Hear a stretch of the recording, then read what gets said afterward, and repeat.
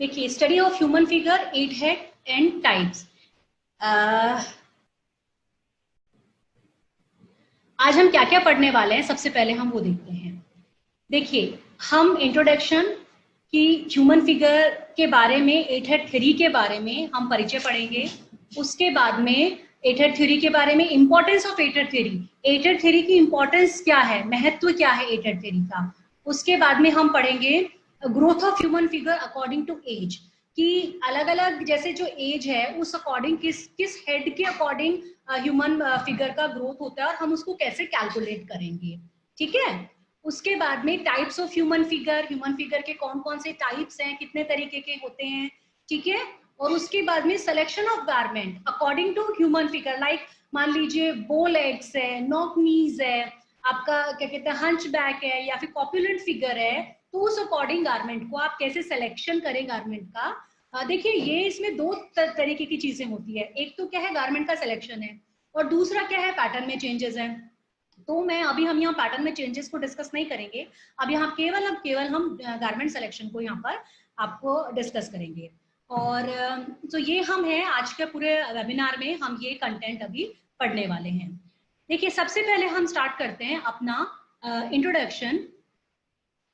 Human body divided into 3 parts. अगर हम as a garment construction के तौर पे अगर हम देखें, तो ह्यूमन बॉडी को हम 3 भागों में बांटेंगे। कौन कौन से भाग हो सकते हैं? पहला भाग तो है आपका हेड। हेड क्या है? ये क्राउन है बॉडी का, राइट। और जितने भी ऊपर पहने जाने वाले परिधान आपके हैं वो हेड में से होकर ही जाएंगे, है ना। तो एक तो ये है। दूसरी बात है, हेड के अलावा दूसरा आगे नेक्स्ट कौन सा पार्ट है, वो है आपका बॉडी। बॉडी क्या है? जिसमें आपका टोर्सो तक का जो पोर्शन है वो इसमें माना गया है। आप हेड के नीचे जो नेक है, नेक से लेके टोर्सो तक का जो पोर्शन है वो बॉडी में आएगा।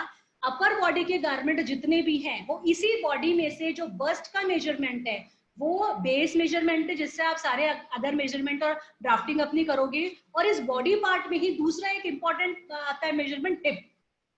वो दोनों इसी में आते हैं। और उसके अलावा अगर हम देखें गारमेंट जो है, लोअर बॉडी गारमेंट आप किस अकॉर्डिंग बेस बना के ड्राफ्टिंग करते हो? Waist and hip. और अपर बॉडी गारमेंट जो है आपके वो है बस्ट। तो वो दोनों जो है वो ये बॉडी वाला जो सेकंड पार्ट है इसमें आता है। उसके अलावा एक और है भाई, ये तीसरा डिवाइडेड, यहाँ पर हम बात कर रहे हैं मेजरमेंट के दृष्टिकोण से बात कर रहे हैं, हम गारमेंट कंस्ट्रक्शन के दृष्टिकोण से बात कर रहे हैं आपसे यहाँ पे। तीसरा इंपॉर्टेंट कौन सा डिवाइडेड किया गया है? Hands and legs. Hands and legs क्या है? इसमें पांव की गोलाइयां हो गई, थाइस की हो गई, नी की हो गई, काफ की हो गई, एंकल की हो गई। आपके हाथ की अगर बात की जाए तो हैंड की लेंथ हो गई, उसकी कलाई की मेजरमेंट हो गया, एल्बो का मेजरमेंट हो गया, बाइसेप का हो गया।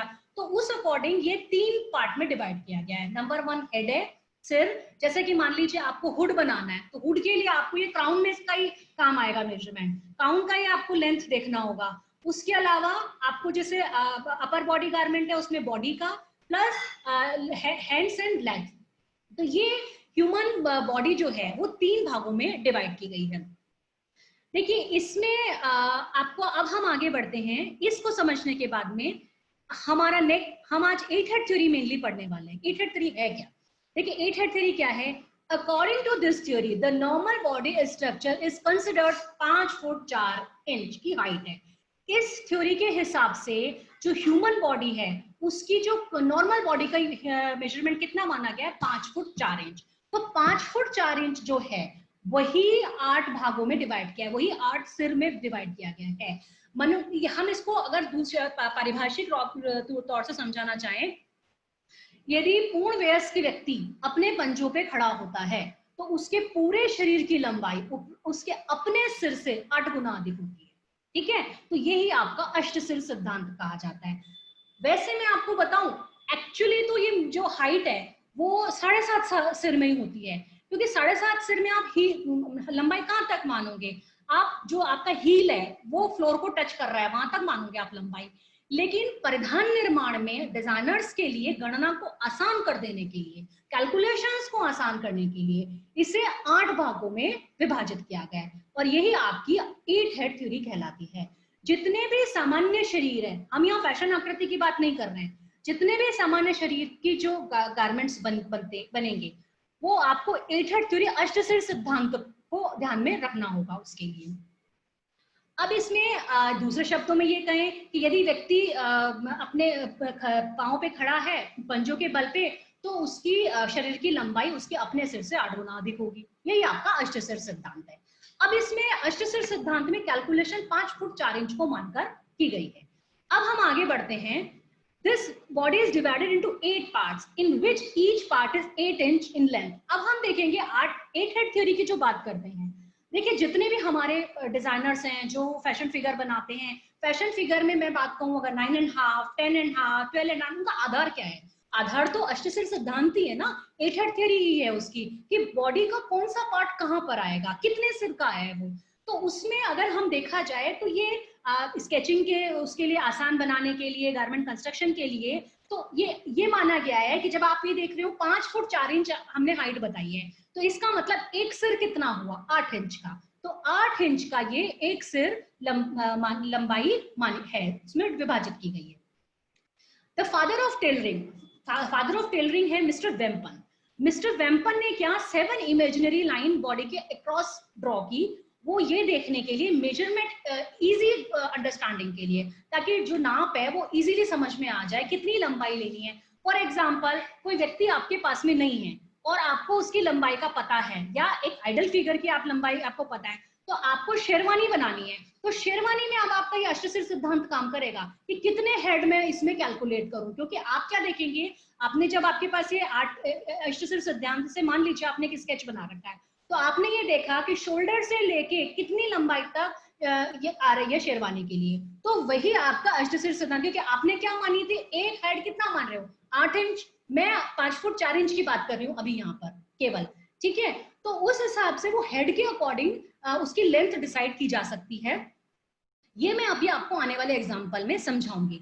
दूसरी बात, अगर हम एक और बात बताएं आपको, लंबाई की जब यहाँ बात हो रही है, मनुष्य के दोनों हाथ जब वो फैला दे तो उसकी पूरी लंबाई के बराबर उसके दोनों हाथ फैलाकर उसकी जो आपकी मिडिल फिंगर से लेके दूसरे मिडिल फिंगर तक के आप नापोगे, वो लंबाई उसकी बराबर होती है। अब the complete body structure was lengthwise divided into 8 equal parts, which is known as the 8-head theory. वो मैंने अभी आपको जस्ट समझाया कि बॉडी जो कंप्लीट है वो 8 बराबर भागों में विभाजित है, और यही आपका अष्टसिर सिद्धांत कहलाता है। This theory has become the foundation of all fashion drawing and for understanding the body shape and structure for fashion. ये जो थ्योरी है, ये थ्योरी केवल यही नहीं है बच्चों कि आपने 8-हेड थ्योरी पढ़ ली है, एग्जाम में कुछ क्वेश्चंस आ जाएंगे और आप उसको सॉल्व करना, आप इसकी प्रैक्टिकल क्या उपयोगिता है वो आप इसको समझे। तो ये क्या है, आपके जितने भी फैशन ड्राइंग है उसका फाउंडेशन है। अब आप जब भी फैशन ड्राइंग स्टार्ट करें तो आप स्टार्ट कहाँ से करेंगे, आप कोशिश करें कि आप उसको 8 हेड थ्योरी से शुरू करें। जब आप 8 हेड थ्योरी का ब्लॉक बना रहे हैं, फिगर ड्रॉ कर रहे हैं, आप उसके बाद 9.5 का कर रहे हैं, आप 10, तो आपको ये डिफरेंस समझ में आ गया कि एक सामान्य शरीर आकृति में और जो एक फैशन फिगर है, मॉडल जो हम बात कर रहे हैं, उसमें कौन से पार्ट की लेंथ में डिफरेंस आएगा, क्योंकि उसके लोअर बॉडी पोर्शन में डिफरेंस है। क्या डिफरेंस है? टांगे लंबी होती है। तुलनात्मक अगर हम देखें तो टांगे लंबी होती है जो आप फैशन आकृति आप ड्रॉ करते हो।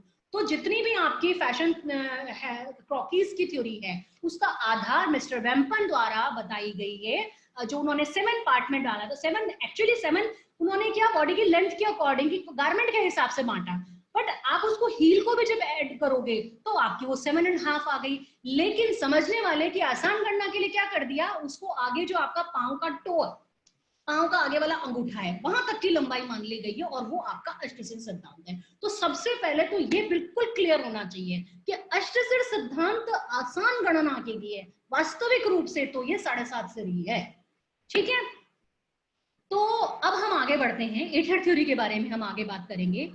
मिस्टर मोहन लाल, आपने हैंड रेस किया है, आप अभी मैं पढ़ाती हुई हूँ, आप ऐसा करें चैट बॉक्स में लिखते जाएं, आपकी जिसकी जो भी क्वेरीज होंगी वो मैं आपका इसको बिल्कुल लास्ट में, सेशन के एंड में हम सारे सॉल्व करेंगे, आपको एक एक क्वेश्चन का आंसर मिलेगा। मेरे पढ़ाते समय भी जो भी माइंड में क्वेश्चंस आ रहे हैं आप उसको चैट बॉक्स में लिखते जाएं, ठीक है। तो ये तो आप समझ गए 8 हेड थ्योरी। अब 8 हेड थ्योरी को आगे और समझते हैं हम। ये देखिए, ये यहाँ पर फीमेल और मेल दोनों फिगर मैंने लिए हुए हैं। यहां आप देखिए ये एक सिर है, एक सिर, दूसरा सिर एपेक्स तक आया है, बस हम पढ़ चुके हैं एपेक्स किसको कहते हैं, है ना। उसके बाद में तीसरा सिर कहाँ है, वेस्ट से नीचे, स्मॉल हिप तक मान लीजिए आप इसको। और इसके बाद में चौथा सिर आपका कहाँ आया, जो प्यूबिक ऑर्गन्स हैं उसके नीचे तक। उसके बाद में पांचवा सिर आपका कहाँ पर आया, आपका प्यूबिक ऑर्गन से मिड थाई तक, उसके बाद मिड से बिलो नी, बिलो नी से आपका एंकल, और एंकल से आपके टो तक। ये आपके अष्टसिर सिद्धांत है। अब मैं जो अभी आपसे बात कर रही थी, ठीक है, ये देखिए इसमें बिल्कुल क्लियरली आप देख रहे हैं पंजों पे खड़ा है, और ये पंजों तक जो आपकी लंबाई आई आगे के अंगूठे तक, वो मानी गई है अष्टसिर सिद्धांत। तो शायद अब आपको समझ में आ रहा होगा कि मैं 7.5 सिर क्यों बोल रही थी। आप देखो अगर हील तक की बात की जाती तो ये 7.5 सिर ही है, ठीक है। लेकिन आपको लहंगा भी बनाना है, अब लहंगे के लिए तो आपको पंजों आगे तक ही लेना होगा ना। बहुत सारे गारमेंट्स हैं जो आजकल तो आप देखिए बिल्कुल फ्लोर को टच करते हुए रहते हैं, तो आपको फिर लंबाई ये पूरी उस हिसाब से मान के चलनी पड़ेगी।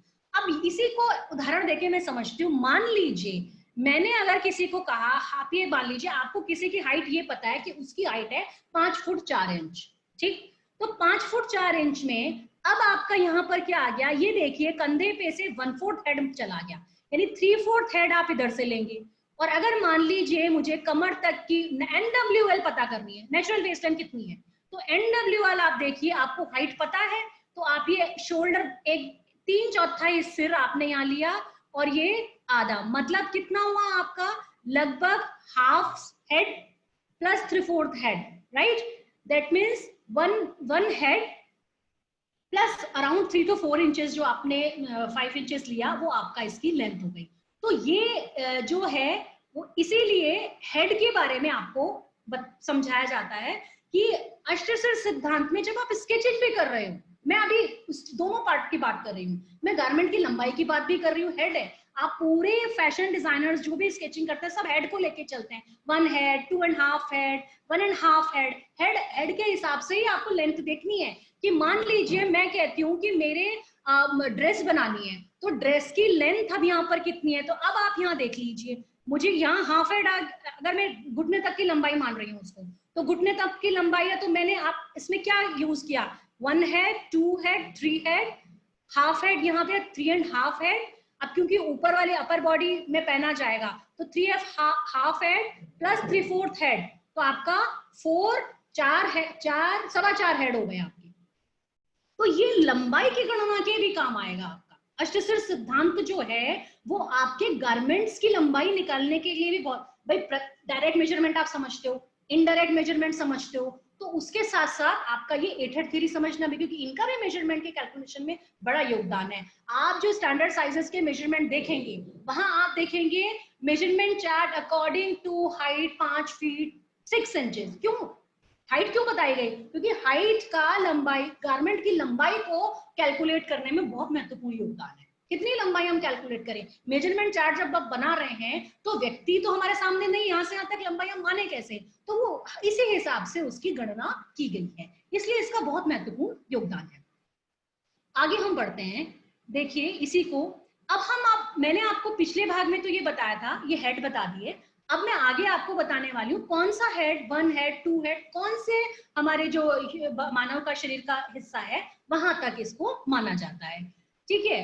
देखिए सबसे पहले हम इसको कहते हैं हेयर टू चिन, यानी ये पीछे वाली स्लाइड में दिखाते हैं, ये देखिए ये ठोड़ी है, चिन, और ये ऊपर हेयर, बाल से ठोड़ी तक ये आपका कौन सा आया, एक है, फर्स्ट हेड आपका यहां तक है, ठीक है। Next, the garment are generally worn on the body through the head and hence hat or cap head measurement should be taken। सारे गारमेंट्स आपके अपर बॉडी के ऊपर उसकी तरफ से पहने जाते हैं सिर से, तो इसका मेजरमेंट, कैप का मेजरमेंट वगैरह यहीं से लिया जाता है। The right place on the neck is the chin itself। yoke measurement are taken 1 inch below the chin। जो योक के लिए मेजरमेंट लिए जाएंगे वो चिन से 1 इंच नीचे से आप शुरू करेंगे। ये बात हो रही है 8 हेड फिगर की।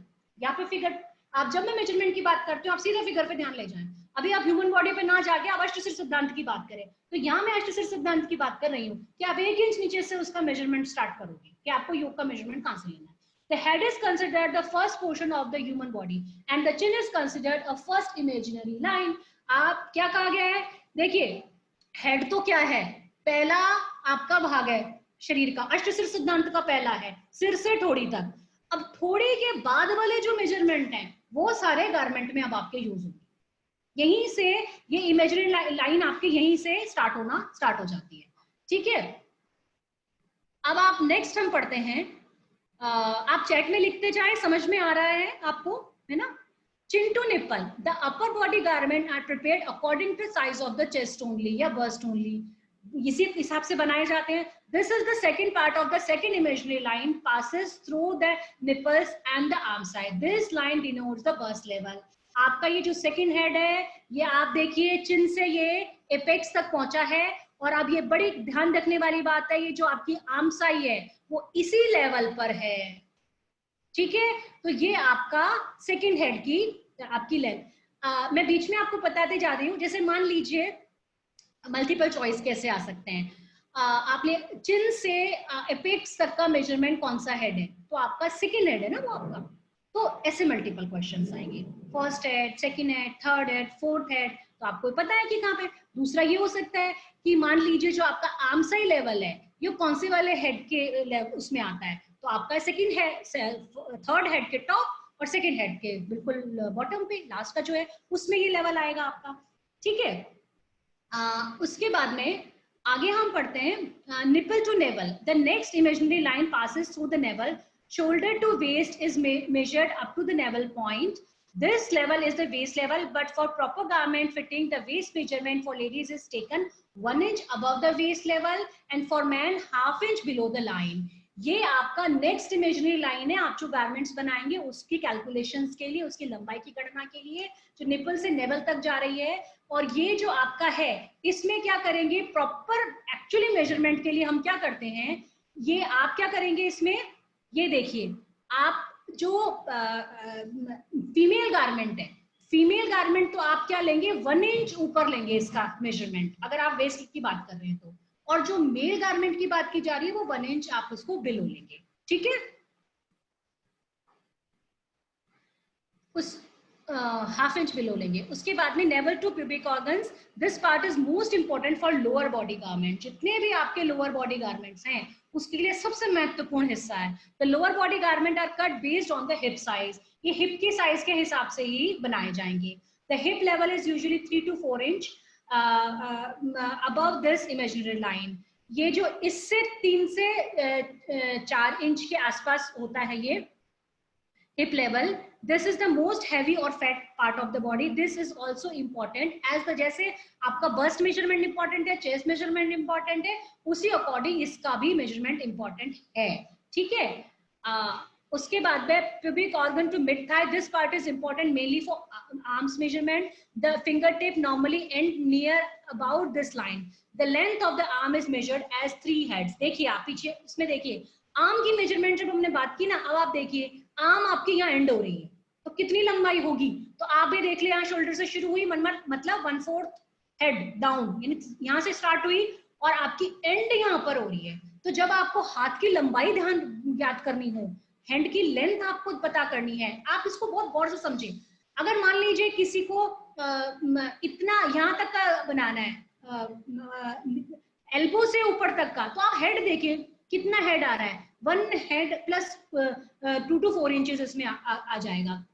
तो आप इसमें ये ध्यान रखें कि यहाँ पर भी हेड हो रहा है, जब जिस हिसाब से ये आर्म्स नीचे गिर रही हैं तो आप देखिए ये भी तो हेड को ही फॉलो कर रही है ना, हेड के हिसाब से ही है। तो इस हेड की का जब आपको आर्म की लंबाई याद करनी हो तो आपका ये जो हेड है, ये मेजरमेंट जो आपका है pubic organ to mid thigh, ये आपका काम आएगा। ये अराउंड ये 3 हेड लगभग माना जाता है। मिड थाई जो आपका ये है बिलो नी, ठीक है। The part below the knee is known as a small, the knee level is about 2 to 3 inches about this imaginary line, length of gown is taken around this head. अब फिर पीछे चलते हैं, देखिए ये यहाँ पर आप ये नी है उससे 3 से 4 इंच के नीचे तक आप इसके इमेजिनरी लाइन ड्रॉ करेंगे। ये अभी मैंने केवल हेड समझा है, लेकिन हम जब फिगर ड्रॉ करेंगे और फिगर का मेजरमेंट बनाते हैं इससे, वो एक्चुअली फैशन ड्राइंग का पार्ट है, तो वो हम ड्राइंग वाले में हिस्से में आज नहीं जा रहे हैं, क्योंकि उसमें भी मैं आपको अलग अलग बताऊंगी कि 8 हेड में कौन सा किधर कितना लेना है, कितना हेड पे वेस्ट आएगी, कितने हेड पे एक्चुअली शेप आएगी, क्योंकि इसमें तो मैंने आपको केवल एक पूरा कंप्लीट हेड बता दिया, बट अगर हम बस्ट से बात करें तो ये कितना है, हाफ हेड डाउन जा रही है या फिर 1/4 या 3/4 हेड डाउन जा रही है, वो आप जब बनाएंगे तो आपको समझ में आ जाएगा कि किस हिसाब से है। तो अभी इसमें क्या, गाउन की जब आपको लेंथ पता करनी है तो आपका है ये आपका जो ये हेड आया, देखिए 1 2 3 4 5 6 हेड तक पहुंच गए, लेकिन अब ऊपर वाले हेड से तो हमें कुछ, क्योंकि वो तो अगर आप कैप वगैरह है तो हुड है तो उसमें काम आएगा, अदरवाइज हमें ये फर्स्ट हेड काम नहीं आ रहा है। तो हमारे क्या काम आ रहा है, 1 head 2 head 3 head 4 head 5 head, 5 head पूरा ना होके 5 हेड में से 3/4 इंच हमें लगभग हमें 3/4 इंच डाउन तक ही लेना है, तो वो उसमें से हमें माइनस करना पड़ेगा। ये बात हो रही है एक नॉर्मल जो मेजरमेंट चार्ट की बात कर रही हूँ, नॉर्मल मेजरमेंट। अब ये तो पर्टिकुलर चॉइस के हिसाब से है कि वो कितनी लंबाई रखते हैं, कितनी पसंद करते हैं, पर एक साधारण कितना, किस गारमेंट का कितना लेंथ होती है, ये उसकी बात की जा रही है। उसके बाद में अब हम ये बात कर रहे हैं स्मॉल टू एंकल, नी से बात हो रही है, बिलो नी से बात हो रही है। This head is important to full length of garment like trousers. These garments usually end here, क्योंकि ये garment यहीं तक इनका बॉटम आता है। The calf level is above this head. इस head के ऊपर ही calf level। देखिए आप ये पूरी स्लाइड देखिए और इसमें बहुत सारे मल्टीपल चॉइस क्वेश्चंस के आंसर छुपे हुए, बहुत सारे।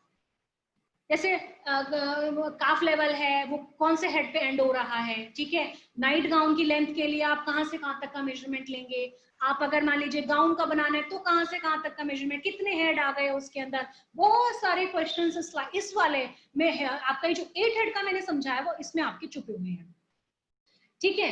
अब इसमें ये है कि this is important to full length garment जितनी भी उसके लिए बहुत इंपॉर्टेंट है ये। The knee level is about these garment usually end here, the calf level is above this head, इस हेड के थोड़ा सा ऊपर काफ लेवल होता है। House coat, night gowns etcetera ये सारे यहीं पर होते हैं। ये काफ लेवल, जैसे अब आपको काफ लेवल भी तो पता करना है ना, तो इस हेड के थोड़ा सा ऊपर तक का मेजरमेंट आप देंगे तो वो आपका नाइट गाउन वहां एंड होगा या एंकल से थोड़ा सा ऊपर तक होगा, तो ये हेड आपको उसमें बहुत हेल्प करेंगे। Ankle to feet, the 8 head are imagined on assuming a person standing on the toes. This is the last head and it comprise only the feet. देखिए ये क्या इमेजिन किया जा रहा है कि वो एडी के बल पे ना खड़ा होकर टोज पे खड़ा है, ये मान के ये बनाई जा रही है, ठीक है। और this is necessary for tight fitting leggings and floor length garments like evening gowns, उनके लिए आपको ये यहाँ तक का पूरा मेजरमेंट लेना पड़ेगा। आई थिंक मैंने 8 हेड में क्या इंपॉर्टेंस है, क्या कहां से कहां तक का मेजरमेंट क्या है, उसके साथ साथ कौन से गारमेंट के लिए कहां से आप मेजरमेंट लेंगे और क्यों हमें समझना है 8 हेड, वो इसमें आपको क्लियर हो रहा है।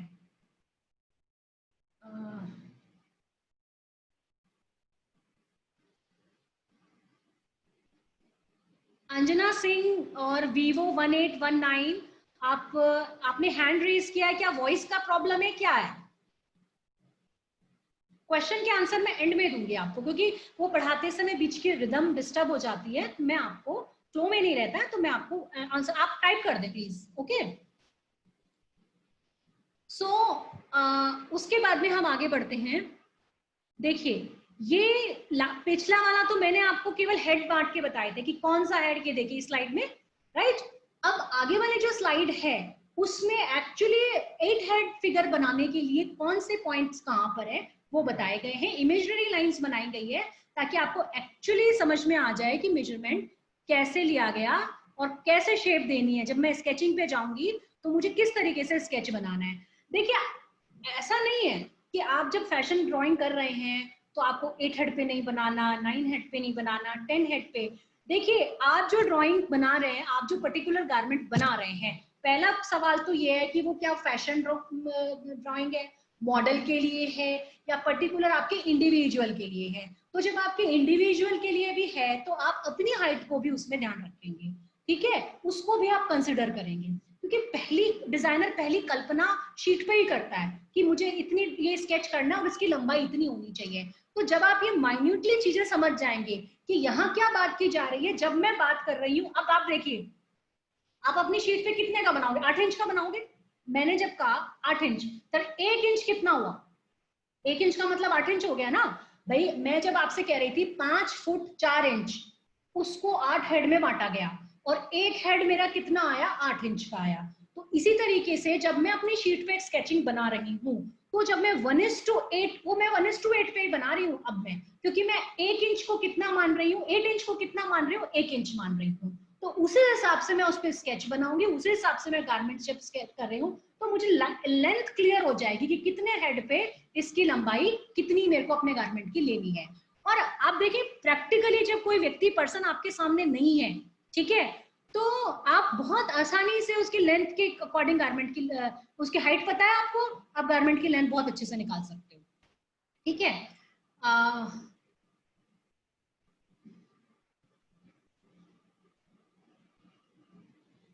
देखिए अभी हमने यही समझाया था, उसको दोबारा देख लेते हैं।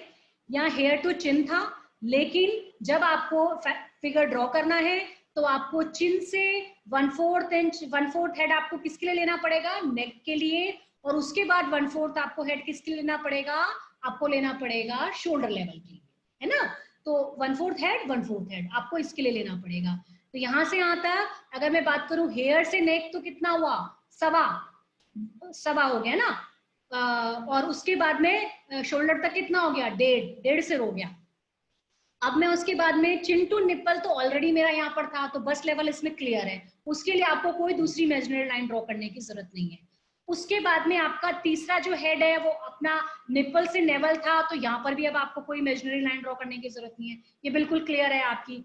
अब निप्पल टू आपका प्यूबिक ऑर्गन है, ये आपकी 4th हेड है, लेकिन अब आपको हिप इसमें ड्रॉ करना है। तो हिप के लिए अब आप क्या करेंगे? ये हिप आपका यहाँ से लगभग 3/4 हाफ जाएगा, सॉरी, यहाँ से हाफ हेड और डाउन लेना है आपको, है ना। उसके बाद में या प्यूबिक ऑर्गन से जो आपका मिड थाई तक का आप लेंगे, इससे डाउन आपको थोड़ा सा ये मेजरमेंट लेना पड़ेगा, क्योंकि यहाँ पे आपके जो आपका आपका 4th हेड था, 4th हेड से आप 1/4 हेड डाउन जाएंगे। क्यों? क्योंकि यहाँ आपके हैंड एंड हो रहे हैं, हाथ की लंबाई यही खत्म हो रही है, इसलिए आपको ये लाइन ड्रॉ करनी पड़ेगी। ये मैं स्केच की बात कर रही हूँ। जब भी आप फैशन फिगर ड्रॉ करें, आपकी ह्यूमन बॉडी को अच्छे से समझने के लिए, उसको अंडरस्टैंडिंग बेस्ट करने के लिए, गारमेंट की लेंथ में डिफरेंस समझने के लिए कि मॉडल की लेंथ गारमेंट अगर बना रहे हो तो लंबाई कितनी है, आप अगर सामान्य शरीर आकृति की बना रहे हो तो लंबाई कितनी है, आप शुरुआत 8 हेड से करें। आप 8 हेड बनाए, जैसे ही आप 8 हेड से आगे बढ़ेंगे, अभी आपकी फैशन फिगर की तरफ चली गई, 8.5, 9.5, ये आगे बढ़ती गई। जब शुरुआत में ये फैशन स्टार्ट हुआ था, स्केचिंग और एक क्रॉकीज बनाना शुरू हुए थे, तो शुरुआती जो हुई थी वो 8.5 इंच फिगर से हुई थी, क्योंकि ये मान लिया गया अष्टसिर सिद्धांत 8 तो सामान्य शरीर आकृति है। तो जैसे ही लंबाई बढ़ गई, क्योंकि 5 फुट 4 इंच से बढ़ी, तो 5 फुट 6, 5 फुट 8, तो वो फिर 8.5 उस हिसाब से आगे बनने लगी। अब आपका ये देखिए हैंड खत्म हो गए, नी आपका यहाँ पर इसमें कोई चेंजेस, इस हेड से यहाँ पर आपका नी लेवल है। उसके बाद में ये आपका मिड थाई टू बिलो नी है, ये आपका नेक्स्ट हेड आ गया। आफ्टर दैट इसमें आपको मिड में नी लेवल है, क्योंकि एक्चुअली नी लेवल पे नहीं था, नी लेवल से बिलो आ रहा था, इसलिए अब आप इसके मिड में नी लेवल ड्रॉ करेंगे। ठीक है। आपका ये देखिए जो नी का मेजरमेंट है, नी लेवल का, मैं जस्ट हिंट दे दूं, ये आपका ये जो वेस्ट है उसके बराबर आता है। ठीक है। आपका शोल्डर का जो विड्थ है वो आपके हिप, हाई हिप जो है फुलेस्ट पार्ट, उसके बराबर आता है आपका। ठीक है। उसके बाद में आपका नी लेवल के बाद में आपका ये एंकल लेवल आ गया। एंकल से 1/4 इंच डाउन जाओगे तो ये आपका बिलो एंकल से टखने से थोड़ा सा नीचे तक आ गया, और उसके बाद में एंकल से फीट। तो ये इमेजिनरी लाइन आपको स्केचिंग करने के लिए दी हुई है कि कहाँ से कहाँ ड्रॉ करके कौन सा पार्ट कहाँ आएगा, 1/4 हेड पे क्या लेना है, हाफ पे क्या लेना है, 3/4 डाउन कितना लेना है। तो ये इसमें थोड़ा सा आपको और समझाया हुआ है। अब हम बात करते हैं इंपॉर्टेंस ऑफ एटेड थ्योरी। अभी पिछला जो हमने सारा बताया, उससे मुझे लगता है आप इंपॉर्टेंस इसमें आप समझ चुके हैं कि एटेड थ्योरी की महत्व क्या है। अष्टसिर सिद्धांत जो मिस्टर वेम्पन ने 7 भागों में शरीर को विभाजित किया था लंबाई के हिसाब से, जो बाद में एटेड थ्योरी के रूप में डेवलप हो गया, एटेड थ्योरी कहा जाने लगा। तो उसकी महत्व क्या है? पहली बात तो क्या है, by the knowledge of aided theory the observation of the body structure become easy. आप बॉडी ऑब्जर्वेशन बड़ी इजी हो जाती है कि किस हेड पे शरीर का कौन सा हिस्सा आ रहा है, आसान हो जाती है आपकी। और सबसे बड़ी बात, अष्टसिर से लेके जो आप 10 हेड पे की स्टडी करते हो, तो बॉडी के तुलनात्मक अध्ययन बड़े आराम से कर लेते हो कि कौन से पार्ट से फैशन फिगर जो है वो बढ़ा, उसमें एलोंगेशन कहाँ से हुआ, थाइज से, लेग से, वेस्ट से, बस्ट, कौन सा। तो आप क्या नोटिस करेंगे उसमें कि लोअर बॉडी पोर्शन जो है उसमें एलोंगेशन हुआ है फैशन फिगर की जब बात कर रहे हैं, ठीक है। It will facilitate drafting and fitting. If there happens to be any fault, then it shall be detected and rectified. वो आप ड्राफ्टिंग और फिटिंग में आपको हेल्प करता है। कोई भी दोष आपको लंबाई में या किसी भी तरीके के प्राप्त होते हो तो आप उसको इजीली ठीक कर सकते हो। Knowledge of body structure shall be helpful in taking correct measurement and this will result in correct cutting and garment shall be stitch properly. आपको जो ह्यूमन बॉडी स्ट्रक्चर की पता चल गई कि किस हेड का मेजरमेंट कहां तक आ रहा है, तो आप गारमेंट मेजरमेंट लेना भी आसान होता है और करेक्ट कटिंग भी उससे अच्छी हो जाती है कि आप उसको करेक्ट कटिंग भी कर पाते हो। दूसरी बात, द पर्सन आपके सामने नहीं है, आपको हाइट पता है, तो आप उसकी गारमेंट की मेजरमेंट आप इजीली कैलकुलेट कर सकते हो। यहाँ देखिए हमने कुछ एग्जांपल्स दिए हैं, फ्यू एग्जांपल्स, जैसे कि नेहरू शर्ट। तो नेहरू शर्ट का क्या है, 4 हेड प्लस 4 से चेंज। अगर नेहरू शर्ट की लंबाई की बात की जा रही है तो कितनी लेनी है, 4 से प्लस 4 से चेंज आप इसमें लेंगे। नेहरू जैकेट की बात की जा रही है तो 2 हेड प्लस 5 to 8 इंचेस हो सकता है। शेरवानी की बात की जा रही है लंबाई तो 5 सिर प्लस 1 से 2 इंच। तो ये इसी सिद्धांत से निकाली गई है, जो लंबाई निकाली गई है वो इसी से। इसके बाद हम बात करते हैं ट्राउजर की, तो 5 सिर प्लस 1 से 1.5 इंच, वो इसी सिर से निकाली गई है। तो इस प्रकार ये जो आपका अष्टसिर सिद्धांत है, जो गारमेंट की लंबाई निकालने के लिए बहुत ही महत्वपूर्ण है कि आप पूरे शरीर के बॉडी पार्ट को इजीली ध्यान पे रख के परिधान की जो लंबाई है वो आप पता कर सकते हो। अब इसमें यह है कि प्रोपोर्शन, एक बात है अष्टसिर सिद्धांत क्या सभी नहीं, मैंने क्या बोला था पहली लाइन, पूर्ण वयस्क व्यक्ति, यहाँ पे पूर्ण वयस्क व्यक्ति की बात हो रही है, यहाँ पे एडल्ट की बात की जा रही है, यहाँ पे बच्चे की बात नहीं की जा रही है। क्योंकि देखिए मैंने आपको समझाने की कोशिश की है, जो बच्चा है 1 साल का, 1 2 3 4 4 हेड है, उसकी बॉडी की जो लंबाई वो 4 सिर है, और उसमें 4 सिर में भी 1 सिर कितना, अच्छे लगभग 6 इंच, ठीक है।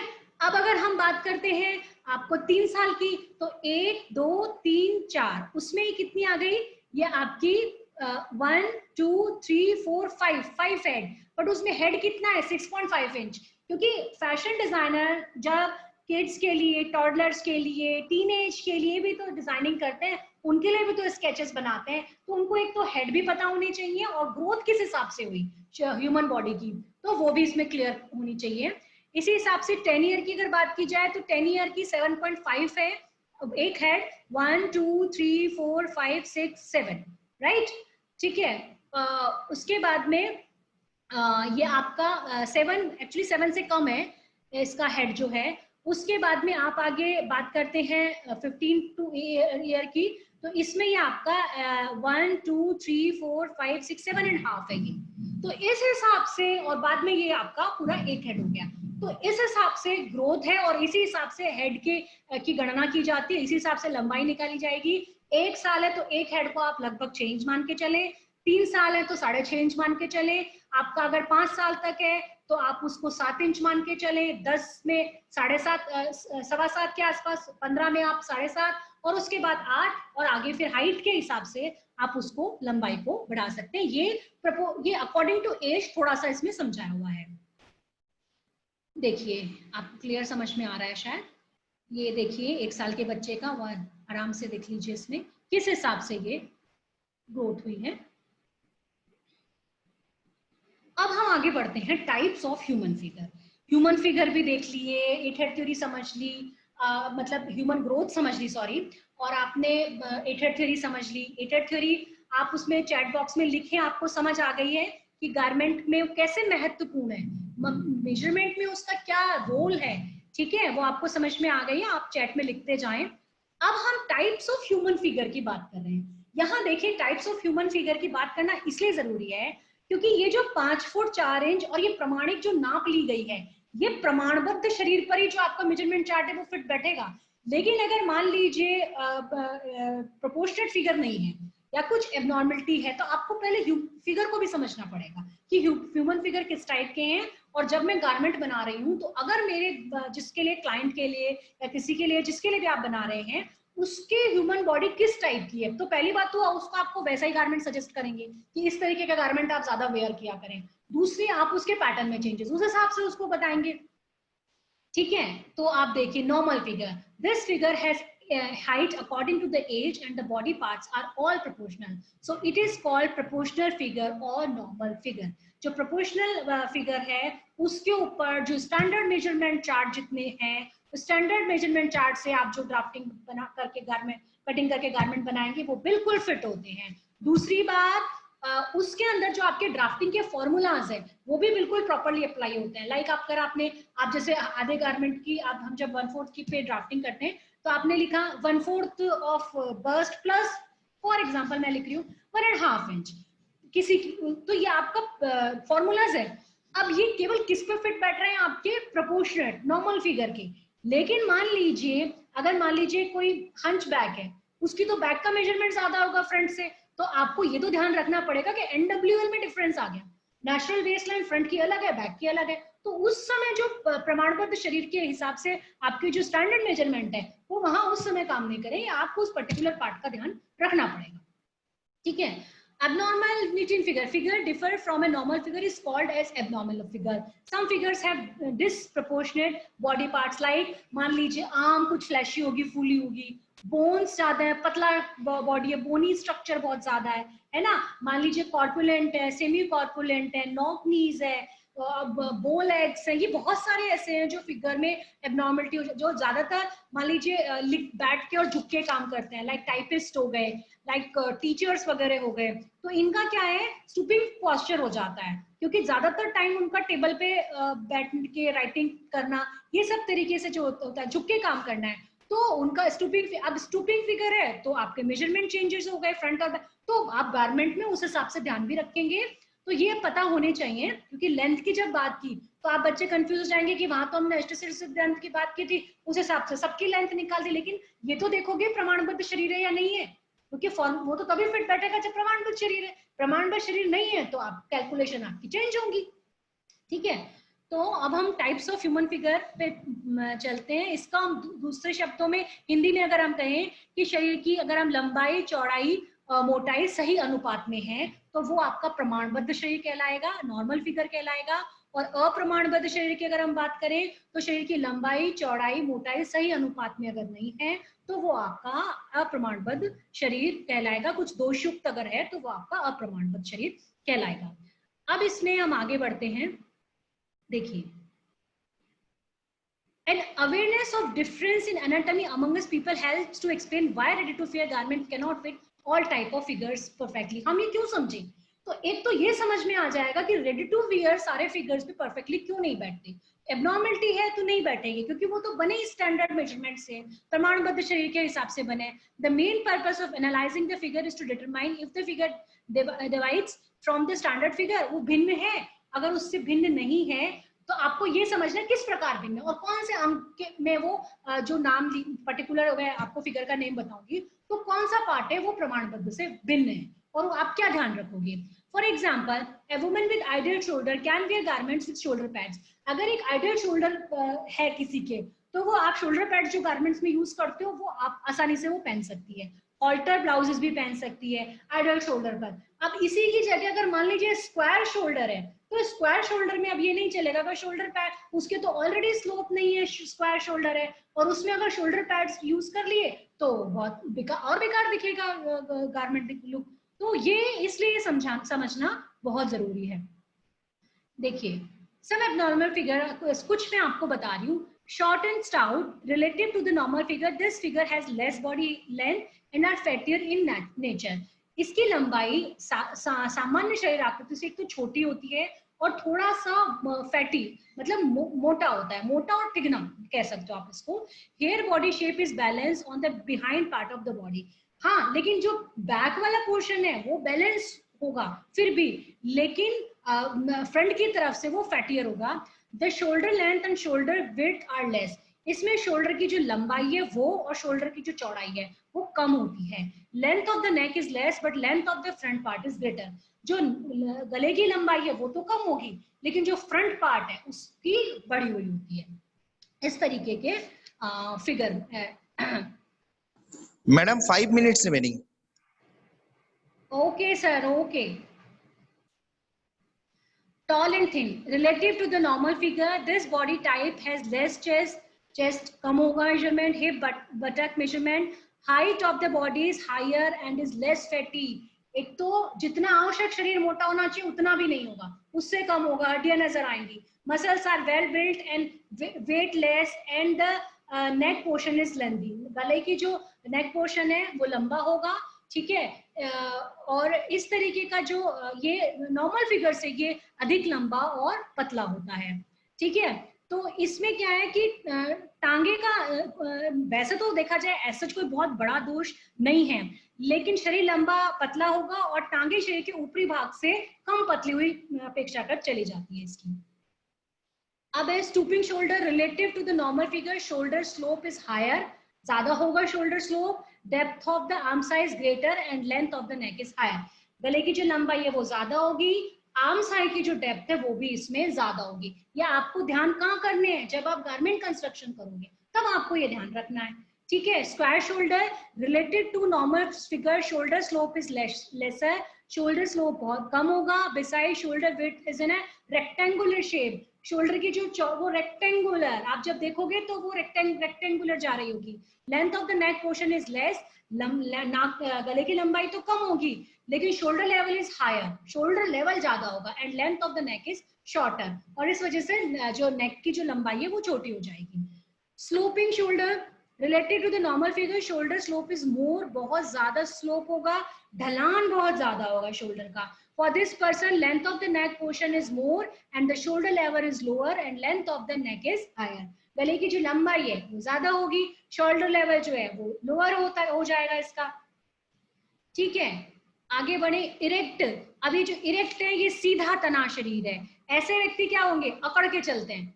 जो आप देखेंगे आर्मी और इनमें उनकी पोस्चर ही ऐसा है कि वो इरेक्ट फिगर हो जाता है, ठीक है। तो इनके कंधे सीधे तने होंगे और जो चेस्ट पोर्शन है वो आगे की तरफ थोड़ा सा निकला हुआ होता है। उसके बाद में स्टूपिंग फिगर, झुके हुए होते हैं, जैसे मैंने अभी बताया टाइपिस्ट वगैरह हैं, टीचर्स हैं, टेलर हैं। और इसमें अक्रॉस फ्रंट का नाप तो कम होगा लेकिन अक्रॉस बैक का नाप इसमें ज्यादा होगा, तो आपको ये ध्यान रखना पड़ेगा। अब क्वेश्चन आ गया ना, स्टूपिंग फिगर में अक्रॉस बैक और अक्रॉस फ्रंट में पूछ लिया किसका ज्यादा होगा किसका कम होगा, है ना। कॉर्पुलेंट फिगर अगर हम बात करें तो कॉर्पुलेंट फिगर जो है वो बस्ट से जो ब्रेस्ट चेस्ट है उससे उसका पेट का एरिया, एब्डोमेन का जो मेजरमेंट है वो ज्यादा होगा, पेट ज्यादा निकला होगा, रीढ़ की हड्डी अंदर गई हुई होगी। तो ऐसे गारमेंट्स में आपको क्या करना पड़ेगा, बैक में आपको जो कॉन्टूर डार्ट है वो आपको देने होंगे, तो इसकी फिटिंग बड़ी अच्छी, क्योंकि पेट आगे निकल गया तो फ्रंट और बैक के मेजरमेंट में ऑब्वियसली आगे और पीछे की कमर की लंबाई में भी डिफरेंस हो गया, तो आपको सेपरेट लेने पड़ेंगे, ठीक है। उसके बाद में प्रोमिनेंट हिप हैवी होंगे, पेट बाहर निकला होगा और आपको हिप वाला जो एरिया है वहां पे लूजनेस ज्यादा रखनी पड़ेगी। हैवी बस्ट अगर है तो ये मेनली विमेन्स में पाया जाता है।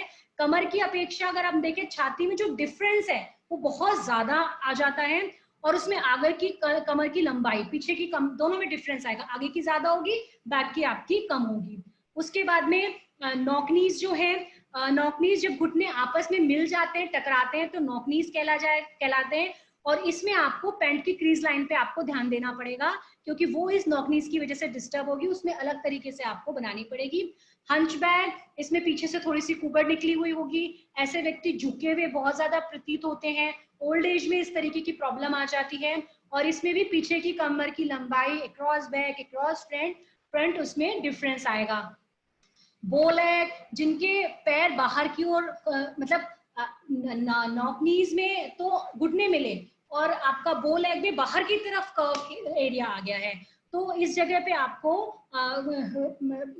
सेपरेट इनर लेग और आउटर लेग का मेजरमेंट आपको अलग लेना होगा इसके लिए, ठीक है। इसके अलावा भी अगर हम बात करें तो कौन कौन से हो सकते हैं, straight hip, flat bust, semi corpulent, और भी फिगर्स होते हैं, सबका हमने यहाँ पे अभी नहीं किया है, बट मेन मेजर जो है वो मैंने आपको समझाया कि किस तरीके से अप्रमाणबद्ध शरीर होता है। अब हम selection of garment abnormal figure में थोड़ा सा देख लें, टाइम को देखते हुए मैं इसको जल्दी फिनिश करने की कोशिश करूंगी। Slope, madam time is already up. Slope shoulder should not wear, जो बहुत ज्यादा स्लोप्ड है तो हॉल्टर्स ना पहने।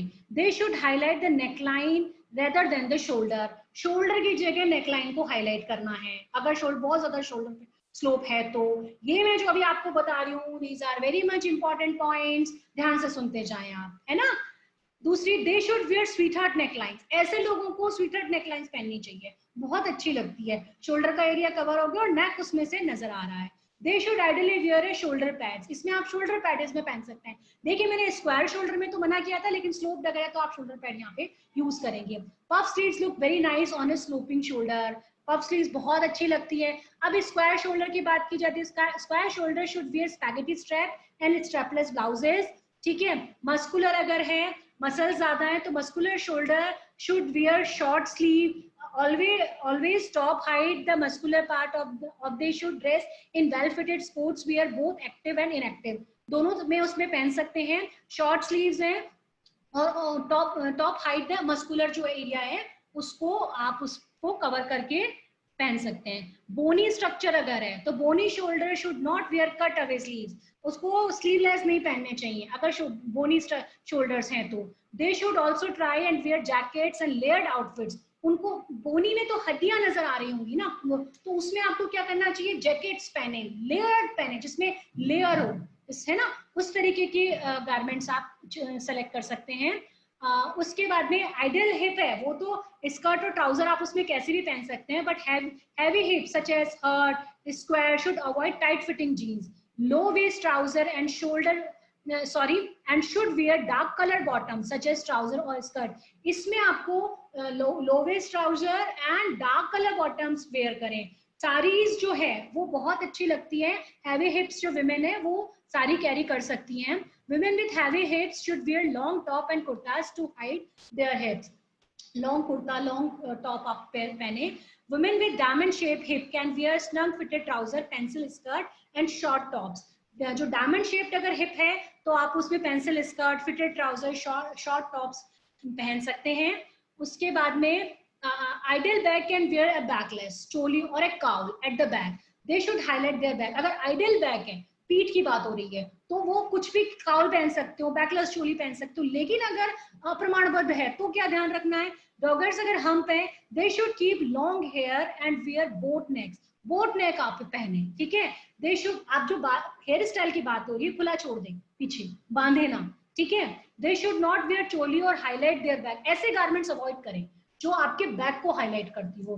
दे should wear loose and not structured garment, loose पहनना चाहिए, और स्ट्रक्चर जो गारमेंट है जो शेप को बिल्कुल दिखा देते हैं उस तरीके के गारमेंट आपको नहीं पहनने चाहिए। ऐसे राउंड अगर है back, they should accentuate the neckline, they should highlight the front end sleeve rather than the back, ये बैक की जगह फ्रंट और स्लीव एरिया को हाईलाइट कर सकते हैं ताकि देखने वाले का ध्यान उधर ना जाके इल्यूजन होगा और वो स्लीव और फ्रंट की तरफ ही टिक जाएगा।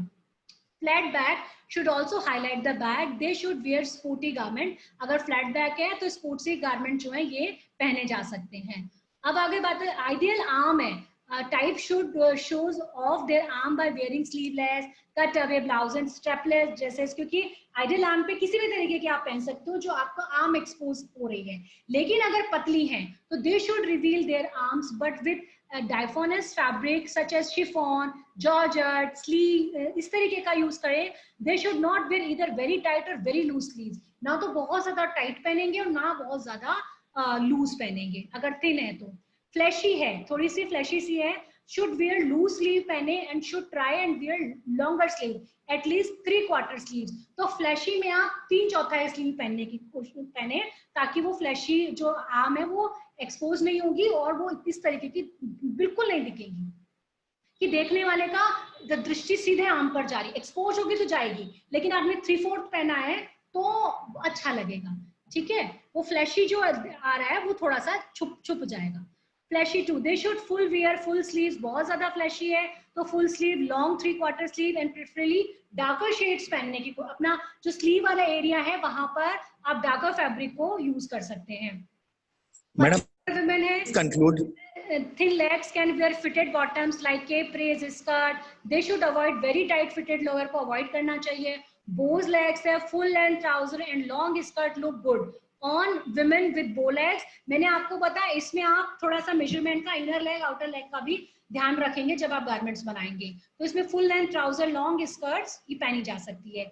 बॉटम हैवी है, women with bottom heavy leg should wear long top, avoid wearing much fitted lowers, avoid करें पहनना। सारी इंडियन आउटफिट्स जो हैं वो बॉटम हैवी को हाइड कर देते हैं।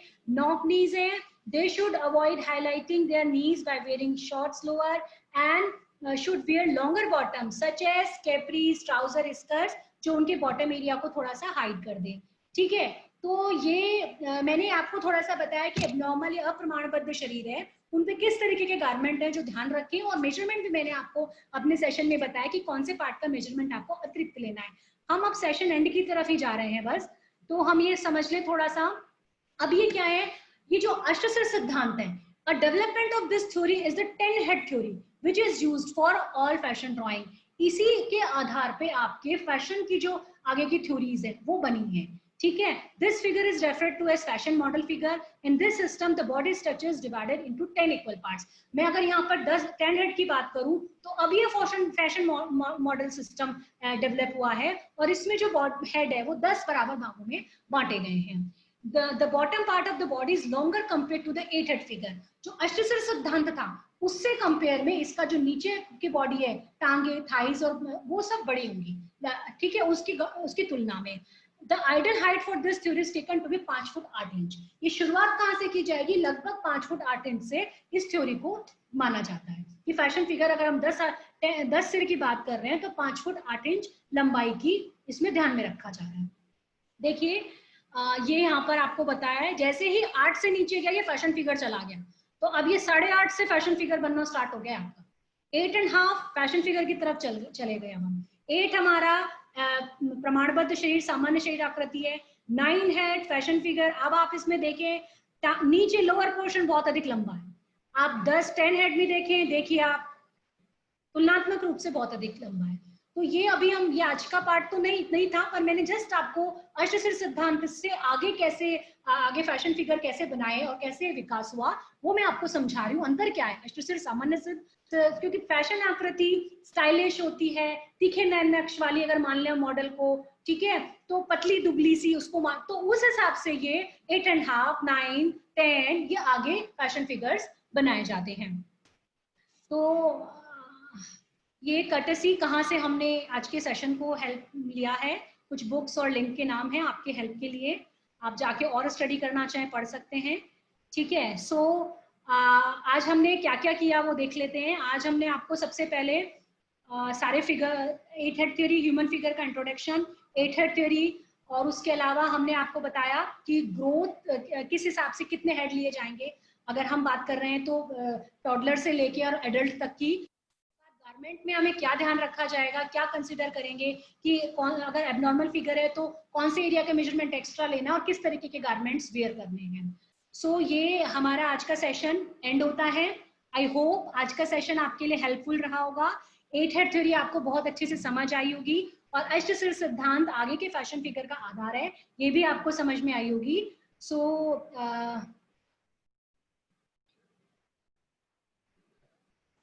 रिया यादव मैम एक स्लाइड बैक कर दीजिए। ये आपको बच्चे अभी थोड़ा सा टाइम ओवर हो चुका है, 10 मिनट एक्स्ट्रा हो गए हैं। आप स्लाइड नंबर लिख दें यहाँ तो, रिया यादव। Thank you Ashwini. ठीक है, सो मैं एंड कर रही हूँ सेशन। Ma'am kindly conclude. आगे लिखा है sonu.ghia@gmail.com। आपको लगता है सेशन में टाइम कम की वजह से आज हम